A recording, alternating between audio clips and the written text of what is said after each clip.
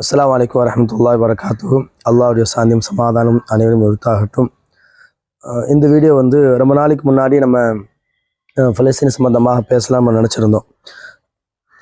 காரணம் ஏன் அப்படின்னா, பலஸ்தீனில் இருக்கக்கூடிய மக்களுடைய அந்த நம்பிக்கை ஈமான் என்பது எவ்வளோ ஆணித்தரமாக இருக்குது. அதில் நமக்கு ரொம்ப பிடிச்ச விஷயம் அதில் ஹாலித் அப்படின்ட்டு ஒருத்தவர், ஹாலித் நபான் அப்படின்ட்டு மக்களுக்காக வேண்டி எல்லா சூழ்நிலைகளிலும் அவரால் என்ன முடியுமோ அதை உதவி பண்ணிக்கிட்டே இருக்கிறாங்க.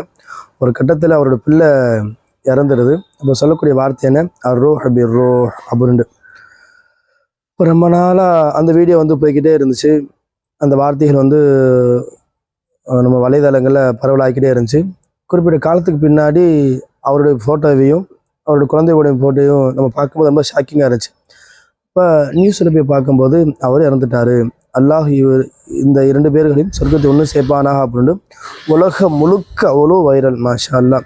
நல்ல மனிதர்களுக்கு அல்லாஹ் இந்த உலகத்திலும் கண்ணியம் கொடுக்குறான், மறு உலகத்திலும் கண்ணியம் கொடுக்குறான். அதுக்கு பின்னாடி பலஸ்தீனத்தில் இப்போ போர் முடிஞ்சிருச்சு. போர் முடிஞ்சதுக்கு பின்னாடி அந்த மக்கள் அடுத்த கட்ட நகர்வை நோக்கி எதை நோக்கி போகிறாங்கன்னா, ஒரு வசனம் வரும்ல, இங்கே சந்தோஷத்தில் இருக்கும்போதும் துக்கத்தில் இருக்கும்போதும் அல்லாஹ்வை நீங்கள் நினைவு கூறுங்கள், என்னோட அடியார்கள் அல்லாஹ்வை நினைவு கூறுவதிலிருந்து அவர்கள் எதுவுமே தடுக்காது அப்படின்ட்டு அந்த மனிதர்கள் நமக்கு உதாரணமாக இருக்கிறாங்க. அதனால் நம்முடைய வீடு விசேஷங்களில் என்னதான் நம்ம துக்கமான செய்திகள் ஈடுபட்டிருந்தாலும், நம்ம வீடுகளில் யாராச்சும் இறந்திருந்தாலும், கடுமையான வேலைகள் ஈடுபட்டிருந்தாலும் ஒருபோதும் யாரும் மறக்கக்கூடாது, அல்லாஹை மறக்கக்கூடாது. யார் அல்லாஹை மறக்கிறார்களோ அவர்களையும் அல்லாஹ் என்ன செஞ்சிருவான், கண்டிப்பாக மறந்துடுவான். உலகத்துடைய யதார்த்தம் அதுதான். இந்த உலகத்தில் நம்ம யார் நினைவு வச்சுக்கிறோமோ அவங்க நம்மளை நினைவு வச்சுக்கிடுவாங்க.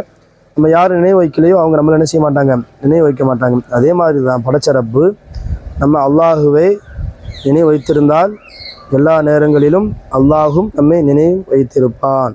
அதனால் இன்ஷா அல்லாஹ் என்ன செய்வோம், நம்ம அல்லாஹ் எப்போது நினச்சிக்கிட்டே இருப்போம், அல்லாஹ்வுடைய சிந்தனையிலையும் நம்மளும் இருப்போம்.